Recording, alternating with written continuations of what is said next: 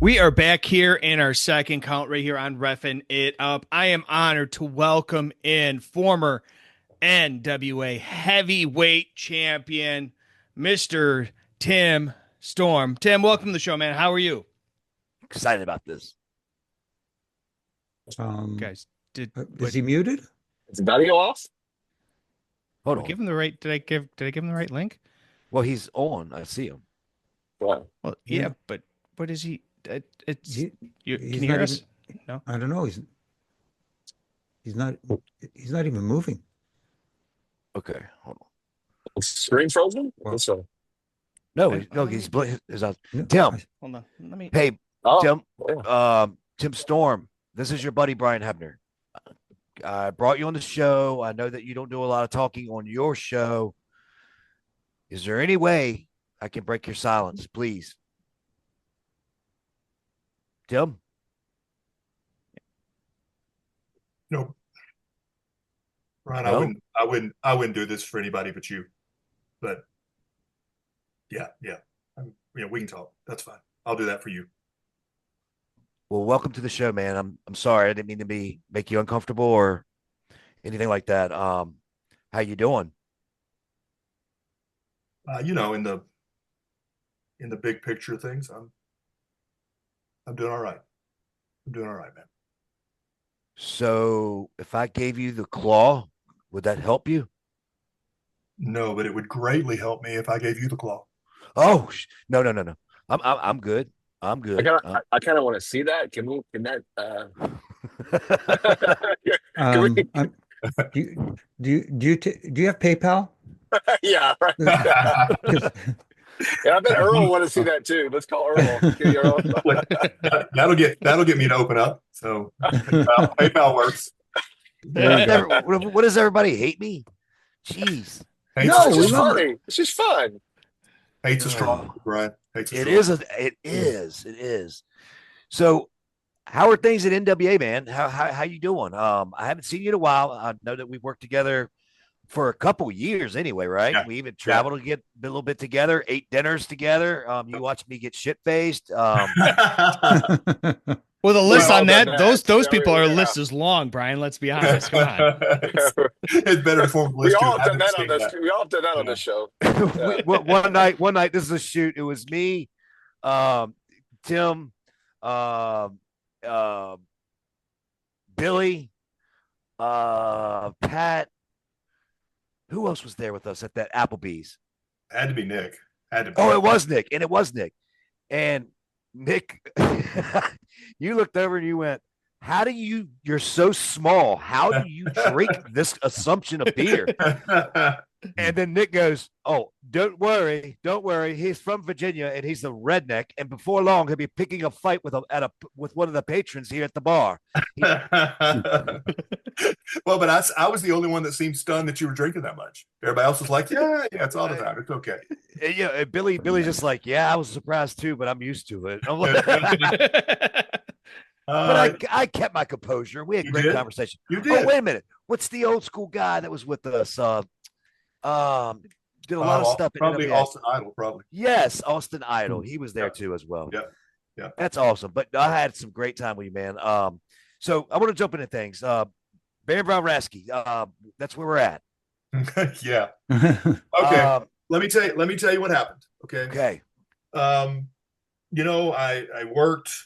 Billy asked me at one point to move to commentary, and I did that for a couple of years. And I kind of had gotten to the point like I didn't want to move to commentary. It's not where my heart was, right? I mean, my heart is in the ring and always will be, even when I shouldn't be there.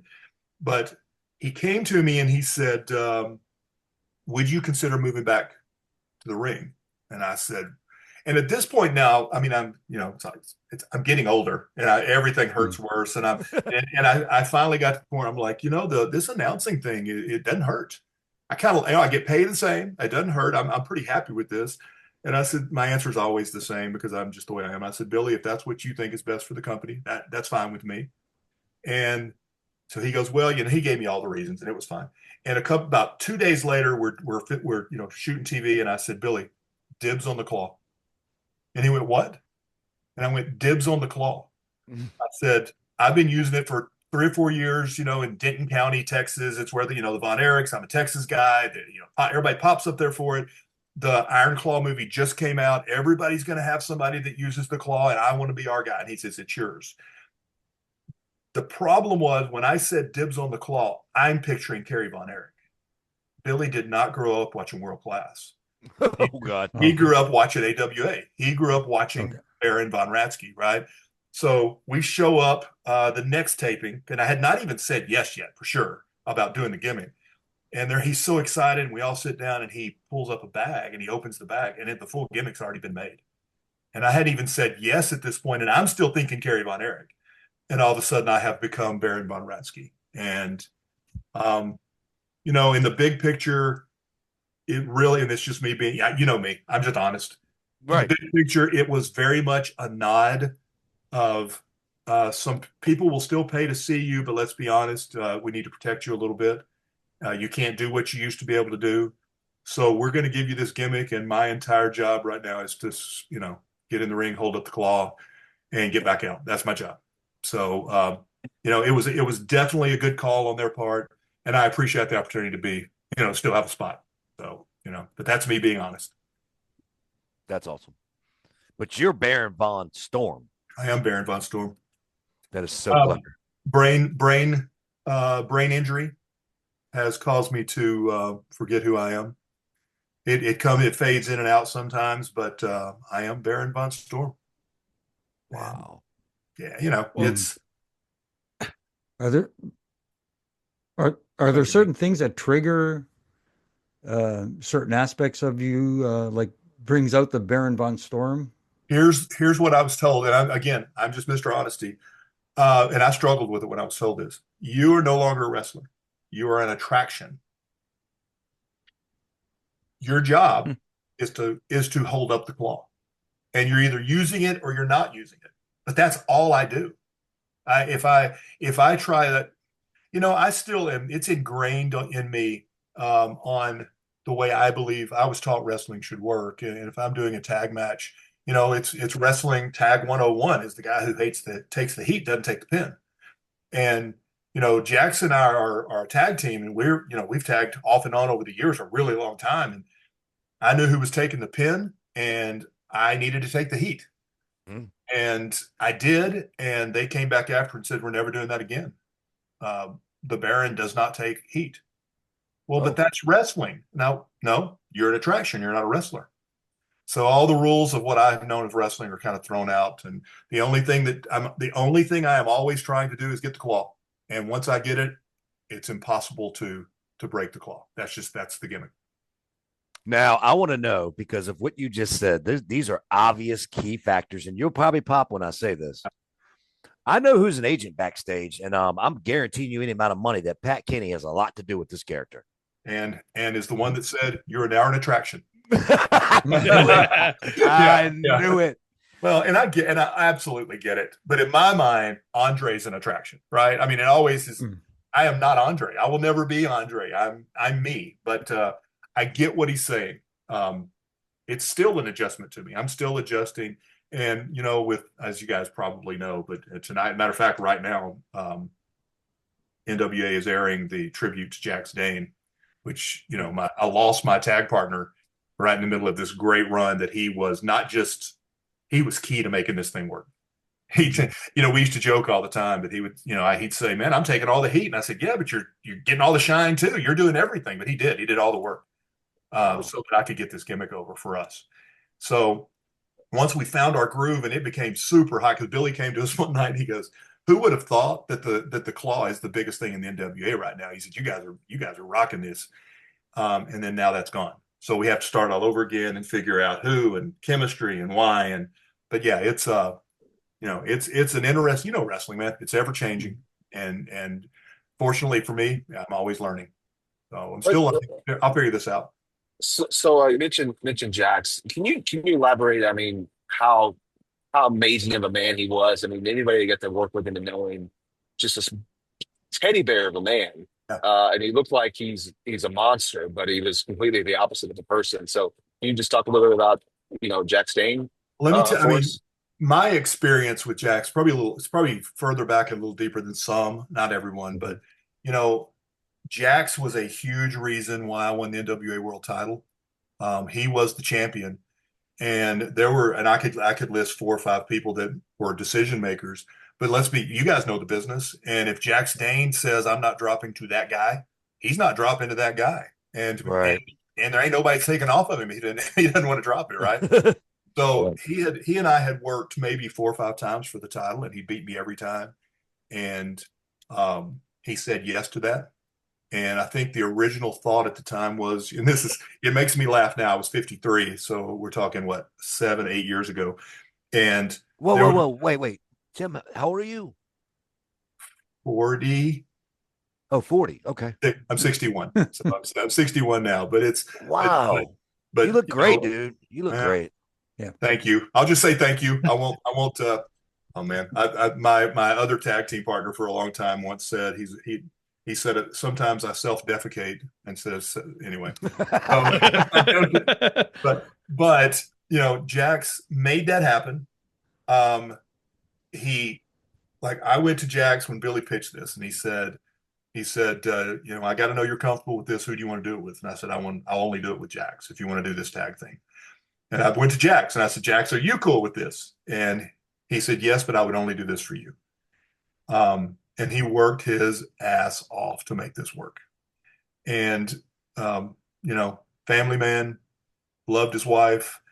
He just continually, you know how it is, guys. You room together, you become more than brothers, and you become Absolutely. legit family on the road. And we were like little kids at a sleepover. We'd get in the hotel room, and you know the deal. A lot of guys are out doing stuff, and we're sitting up there talking about wrestling nonstop. And he would talk about his family and his wife, and man. But he would say something like, he'd show me a picture and say, yeah, I need to get on the road. The wife's got pizza and already got the lingerie on, so I need to get out of here. So beautiful lady, and that's who my heart goes out to. I mean, just heartbreaking that at what is he, 40? He was 48.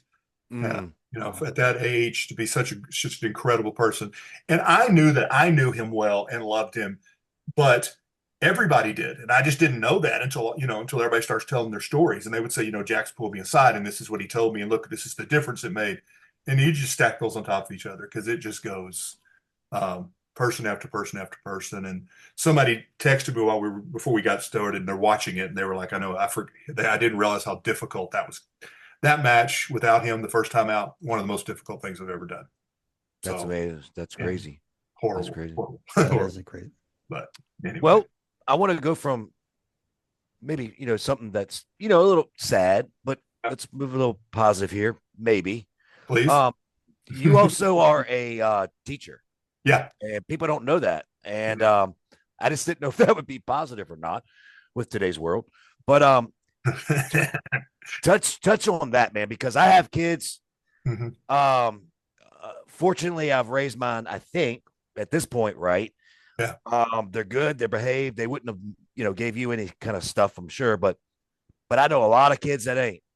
Yeah. And but anyway, touch on that. The teacher. This is my 16th year. I started at 45 teaching, and really, I turned out I didn't know I was going to be good at it. It turns out I like to tell stories anyway. That's kind of my thing in the ring. I just want to be a good storyteller. That's what I try to do every time I have a match. And I taught science for 5 years and history for 10 years. And just like you're saying though, kids have changed a lot. Parents have changed, accountability, work ethic, all those have changed. And this year I made a change from actually teaching a subject. I moved to our, maybe every district, maybe every school in the United States calls this, but we call it DAEP. It's the District Alternative Education Program. And it's the last effort. If a kid's been suspended, that they're sent to this place. And it's, wow. It is metal detectors and searches. And I mean, when you come through every day, it's, take off your shoes, clear your pockets, take off your belt, leave it. It is very disciplined. It's walk on the right side of the hall in straight line. I mean, it's very, very regimented. as it should be, because we don't want them to come back. We don't want them to want to come back. It should be a punishment to come there. But it's, kids, in my opinion, and I see these kids, and some people would say they're the worst of the worst, but 85% of them are good kids, and they made a bad decision, or they were with the wrong person at the wrong time. They know they did wrong, and they got caught. And that's my whole thing: is don't be stupid. What age group? We do 7th through 12th grade. Oh, wow. Yeah. So a array of ages. Yeah, it's junior high and high school, and we intentionally mix them up, because if you've got a room full of 12th graders, they're going to show off for each other and try to be cool. If you got two 7th graders, an 8th grader, 3 9th grade, and it runs the gambit. The cool's gone. It's more they literally have to raise their hand to get a pencil, to get out of the chair, to if they have a question. There's tons of rules, but it's there for a reason, and it's right in my wheelhouse. I mean, I kind of taught that way anyway. I always tell people that I used to work heel as a teacher. I was to face most of my wrestling career, but I worked as a teacher. Yeah.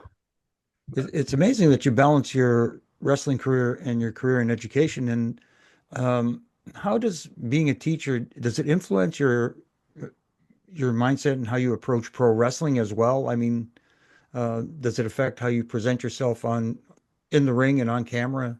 It has, but there are a lot of things that I've kind of made a stand on things that I just wouldn't do. But truthfully, well, it's you kind of how you present yourself and your gimmick and your character. You kind of set a lot of those parameters anyway. And I don't think very few times have I ever been asked to do something that I was uncomfortable with, because people won't ask me if they know I'm uncomfortable with it, right? I mean, it's for a gimmick to get over.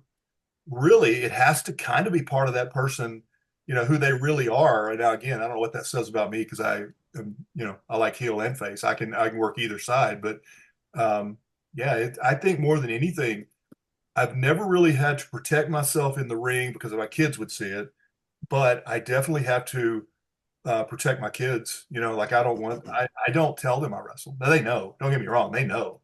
But matter of fact, I had a kid today who said, and they don't talk, right? But he raised his hand. He goes, "You're Tim Storm." And I said, and I don't know, I'm old, so everything I relate to is old stuff. But it's a scene from Airplane when he's talking to Kareem Abdul-Jabbar, and he says, "You're Kareem Abdul-Jabbar," and he says, "No, I'm Roger. I'm the co-pilot." So my response is, "No, I'm Mr. Scoggins. I'm your teacher," and that's all. I won't break. I don't break a smile. I just no, I'm your teacher. So. Balance-wise, time has been the biggest issue. And Brian, when we were running Atlanta, we'd be there for 3 or 4 days. We do 2 pay-per-views and 2 TVs. That was a huge challenge to figure out how I was going to get those days off and but now we do TV 2 days about every other month. And when we're there, we'll do 4 episodes or 5 episodes, in those 2 days, and I don't have to I haven't had to take a day off from school, this year. So, wow, it's worked out really well.